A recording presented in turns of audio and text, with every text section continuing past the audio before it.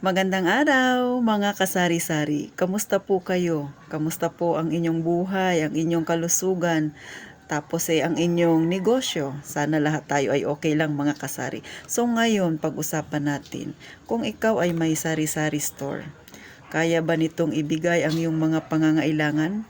Kaya niya bang makatulong kaya ang iyong sari-sari store? Kumbaga kung ikaw ay walang trabaho, mabubuhay kaya ng sari-sari store na benta nito, nakikitain nito. O syempre pag-usapan natin 'yan, hihimay-himayin natin 'yan. Pero bago ako magsimula mga kasari, ano man ang inyong marinig, hayaan niyo na lang ha. Ganun talaga ang buhay tindahan. Sa harapan maraming bahay, sa kabilaan ay maraming bahay din. Tapos yung aking tindahan harapan ng kalsada, may mga aso pa dyan, so maingay talaga mga kasari, wag nyo na lang pansinin.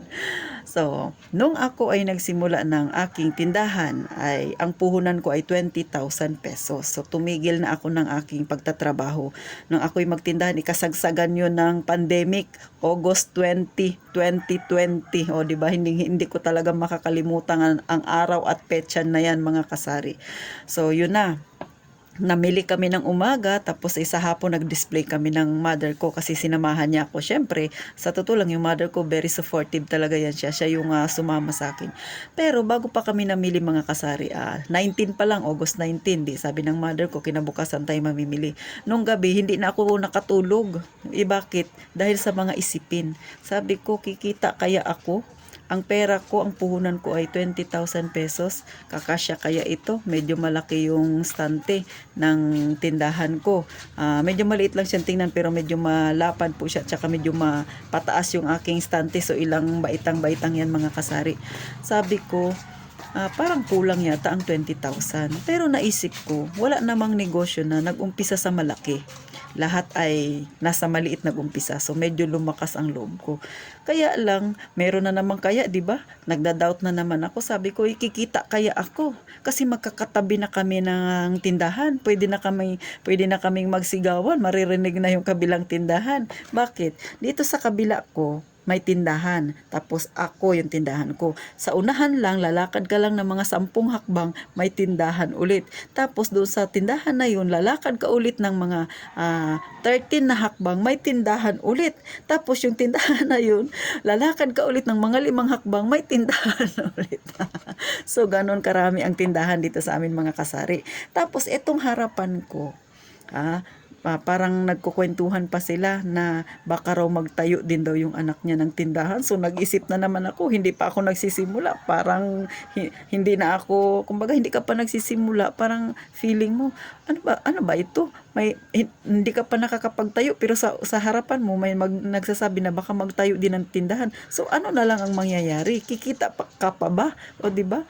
Tapos papasok ka ng konti sa iskinita, may tindahan din doon na dalawa, o di ba? Tapos dito sa kabila na harapan ko, may iskinita diyan, may tindahan din na isa. So totoo mga kasari, ganun kadami ang tindahan ng mga panahon na yun ng pandemic sa amin dito. So syempre ang mga tao ay kapit talaga sa ganun kasi nga walang trabaho, yun lang yung naiisip na pwedeng itayo na negosyo. So ako, dahil wala nga akong trabaho, naisip ko, sabi ko, paano kaya ito? Itutuloy ko ba? O, di ba? Pero kasi nakapag-resign na ako sa trabaho, mga kasari. So, nilakasan ko yung loob ko. Dumarating talaga yung point na gano'n, na feeling ko, hindi pa ako nagsisimula. Parang talunan na ako mga kasari. So, talagang dumating ako doon sa ganong isipan. Tapos, pinalakas ng mother ko yung loob ko. Sabi niya, hayaan mo lang yung mga tindahan na yan. Ganon talaga sa negosyo. Sa palengke nga, sabi niya, magkakatabi-tabi nga. Sabi niya, pero kumikita pa rin. Di, syempre, medyo lumakas ang loob ko. Pero, meron na namang kabilang bad side na nagsasabi sa akin na, palengke yun, idaanan nyo ng mga tao, talagang pumupunta yung mga tao. Dyan sa inyo, hindi naman yan sabing pupunta ang tao. Talagang dyan lang sila nakatira. Pero sa dami ng tindahan dyan, kikita ka ba? Diba? Yun na naman. Isipin na naman yun. Talagang sabi ko, ano ba ito? So, wala akong ibang choice. Wala akong ibang naisip na paraan mga kasari. Kundi ipag-pray. Kasi wala na akong kakapitan. Kumbaga wala nang magpapalakas ng loob ko. Yung mother ko, pinapalakas niya yung loob ko. Pero may kabilang side ng isip ko na ganun nga, na nagsasabi na ganito, ganyan. So, pinag-pray ko na sana kahit papano kumita naman ako doon sa aking itatayo na negosyo. So, ganun mga kasari. So, pagka 20, namili kami ng umaga, din sa hapon, nag-display kami. Kung makikita nyo lang mga kasari ang aking tindahan, talagang sobrang alog. Talagang yung stante na yan, yung sa likuran ko na yan, yung mga dilata na yan, parang ano pa yan, 2 piraso lang. Tapos yung likod niyan, walang laman. Tapos magkakalayo-layo pa yan sila mga kasari. Hindi katulad ganyan, di ba? Nakikita nyo, dikit-dikit na sila. Pero noon, may awang yan. So, ganyan talaga yung aking pagsisimula mga kasari. At hindi ako nahihiyang sabihin yan kasi yun ang totoo. So, yun na, di namili na kami. Syempre, kahit pa paano, yung mga osyosero kang mga kapitbahay yan, titingin, ano ba ang tinda mo, ganyan. Siyempre, kunwari, bibili-bili. Nung unang pagbukas ko na yun, kalahating araw, kumita ako kasari, mga siguro mga 800. Benta pala, hindi siya kita, benta. So, bumenta ako ng 800. So, hindi na masama. Diya, unang bukas. Tapos, dinudumog ng mga bata yung candy. So, nakaipon ako ng barya. Pero, syempre, maisipin pa rin ako na kaya ibigay ng tindahan yung pangangailangan ko. Kaya niya kayang isupport. Di ba? Pero syempre, gaya nga ng sabi ko sa inyo, wala na akong ibang kinapitan kundi yung nag-pray lang ako. Di kinabukasan yung nabenta ko nung araw na yun, kinabukasan ibinili ko kaagad kasi may mga naghahanap na, ate, may ganito ka ba, may ganyan. So natutuwa ako. So silista ako, lista ganyan. Pagka kinabukasan, dahil nga may motor naman na ako na dati pa, so yun yung ginamit ko. So kinabukasan, namili ako. Di paunti-unti. Kunwari, ang gamot, bumili ako ng gamot kasi may nagtatanong na. Kasi nung unang bukas ko, wala pa akong gamot. May nagtatanong na, ate, may gamot ka ba? So, syempre, yung mga over-the-counter na gamot, yun ang binili ko. So, bumili sa 800 na yun. Ang 400 doon ay binili ko ng gamot. So, bumili ako ng Biogesic 5. Newsip 5. Tapos Diatabs 2. So ganun mga kasari, talagang 5, 2, 3. So yung mga madaling bilhin ng mga tao kapag sila ay may sakit, syempre normal na kahit sa atin, 'di ba? Kahit wala tayong tindahan, alam natin yung mga pangkaraniwang gamot sa sipon, lagnat. So yun din yung binili ko. So, ganun mga kasari. Tapos, nilagay ko siya sa baunan pa yun noon ang gamit ko kasi wala akong lagayan. So, yung baunan. Tapos, yung mga ganyang kaliliit na baunan. Sabi ng mother ko, ito rin yung lagayan ko noon. Tinago niya lang daw. So, ang ginawa ko, dinivide ko yung baunan ang baunan siguro mga ganito lang kalapad mga kasari. So, dinivide ko ganyan. So, dito kalahati. So, dito sa kalahati, 2 gamot. Dito sa kalahati, 2 gamot. Tapos, nilagyan ko lang siya ng pangalan para hindi ako malito. So, ganun po ako nagsimula mga kasari. Tapos kung makikita mo yung kape ko, nako, hiwa-hiwalay pa yan siya mga kasari, hindi pa ganyan na. Ngayon, dikit-dikit na. Noon, hiwa-hiwalay pa yan siya kasi nga, sobra talagang awang. Tapos yung shampoo ko, ilang peraso lang. Kasi nga, sa sobrang mahal ng bilihin, so magkano lang ba ang mabibili ng 20k, di ba? Ganun po. Tapos syempre yung unang benta ko, gaya nga ng sabi ko sa inyo, naka 800 ako so medyo nadagdagan na yung aking lakas ng loob. Sabi ko, kung kahit na 800 ang araw-araw na mabibenta ko, okay na din. O ganun. Pero sa totoo lang, hindi ko yung buong isang buwan na nagsimula ako mga kasari, so hindi ko talaga ginalaw yung pera ng tindahan ko. Kasi may extra pera pa ako na pang sarili ko, na pambili ko ng pagkain, ganyan. Pero yun nga, ganun na ganun ako sa pera. So araw-araw akong namili mga kasari, tapos lista-lista, pag may binibili na wala sa akin, lista, ganyan. So siguro mga 1 linggo rin ako na nangapa muna. Tapos yung aking mga customer ay ganun, ate, may ganito ka ba? So 1 linggo yun. Pagkatapos tinandaan ko lahat yun na mga dapat kong gawin. Pagka 1 buwan na lumipas, medyo nakikita ko gumaganda na yung itsura ng aking tindahan. So nagiging ka na mga kasari, parang nagiging proud ka sa sarili mo na sa loob ng 1 buwan, tapos hindi mo binawasan yung yung tindahan, talagang lahat ng benta binili mo ng binili. So nakita ko yun. Tapos may naghahanap pa na, ate, may ganito ka ba? May ganyan. So ganun lang po ako nagsimula mga kasari. Tapos eto na, pagkalipas ng 1 buwan, syempre hindi naman ako mayaman. Talaga namang yung aking benta dito kahit papano magagalaw ko. So nilagay ko sa isip ko para hindi talaga maubos yung aking puhunan. Kunwari, bumenta ako sa maghapon, bumenta ako ng 1,000, 10% lang talaga ang tindahan. So, sa 10% na yan, so, ibig sabihin, yung kita ng tindahan ko, kung 1,000 lang yung benta ko, is 100 lang sa isang araw. So, ibig sabihin, 100 lang yung akin doon. So, ang ginawa ko, hindi ko kinuha yung 100 na yun. Ang kinuha ko, 50 pesos. So 50% lang yung parang hindi ko naman siya sweldo pero yung akin doon. So kung bumenta ako ng 1,000, ang akin doon ay 10% lang, so 100, pero hindi ko kinukuha lahat yun.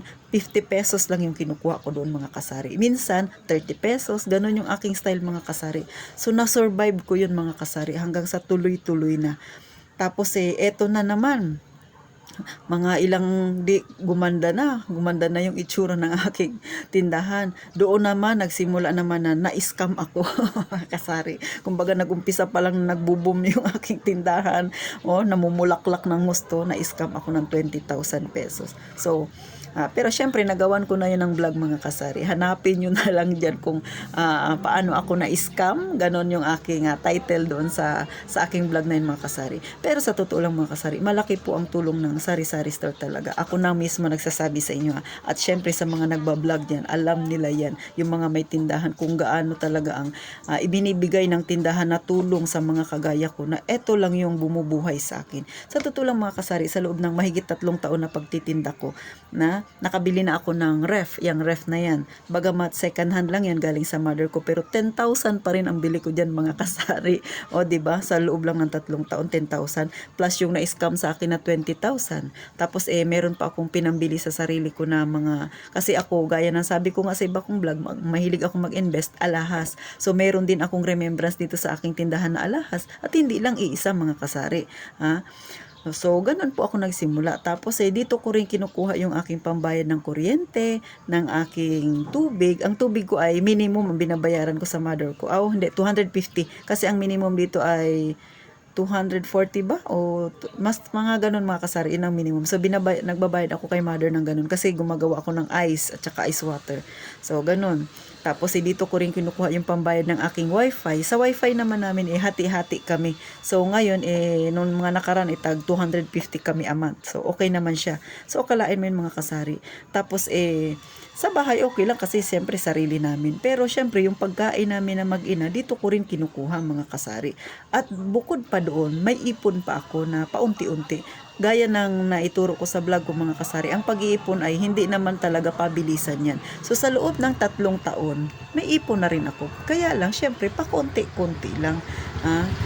Kumbaga, ang hulog ko doon sa aking bangko, paamat-amat lang mga kasari. Ganun lang. At saka yung pera na yun na i-open ko sa bangko mga kasari, gaya ng naipakita ko na sa inyo sa iba ko pang vlog, may lagayan ako ng mga barya. So yung mga barya na yun, pagka marami na, mga umabot na ng 2,000, minsan 1,500, hindi ko siya napapansin, pinapapalitan ko, binubuo ko, hanggang sa nakaipon ako ng pang-open account mga kasari. So ganun po. Hanggang sa ngayon, tuloy-tuloy na pakonti-konti.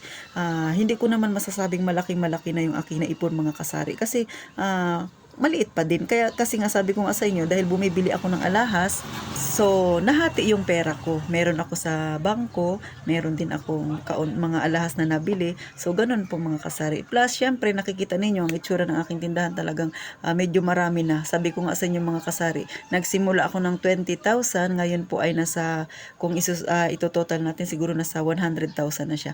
Pagamat kung titingnan mo mga kasari ay maliit pa din. Para sa akin na marami pang kulang sa aking tindahan. Lalo na kumbaga sa bata ako ay grade 1 na mga kasari, di ba? Kung ikumpara natin sa ibang mga nagbablog, talagang matagal na sila. Kaya lang syempre, may kanya-kanya naman kaming diskarte. Siyempre may diskarte din sila, ako may diskarte din. Pero suma total mga kasari, depende pa rin yan sa paghawak ninyo ng pera ninyo sa inyong tindahan.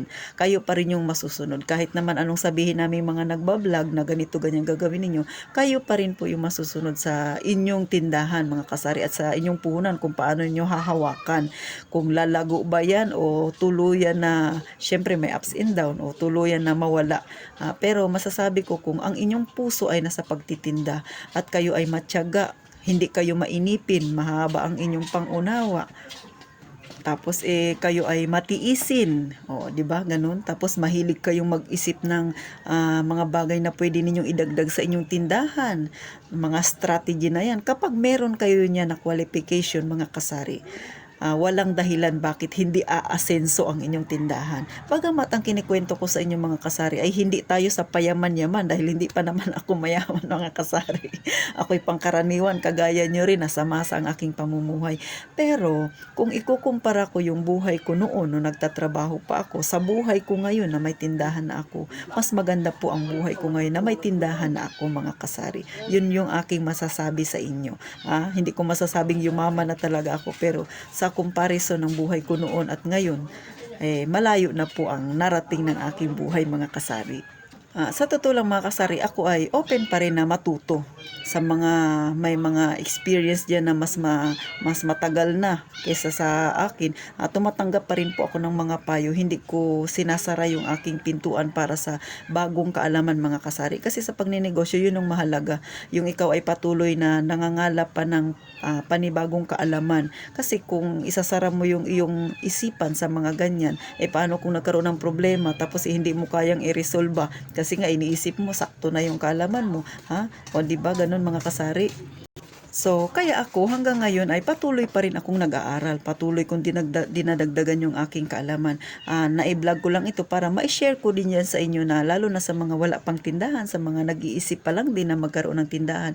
Sana po ay makatulong sa inyo yung aking experience mga kasari. At sa mga nawawalan ng pag-asa at syempre sa mga naka-experience din ng damdamin na kagaya ng sa akin noon, ako ba'y kikita? Ganun, di ba mga kasari? Tabi-tabing mga tindahan.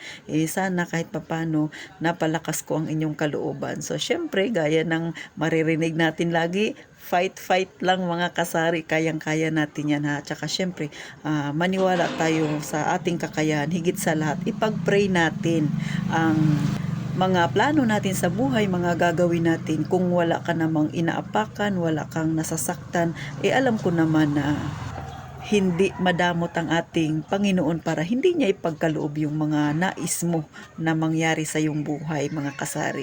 So thank you po sa inyong panonood.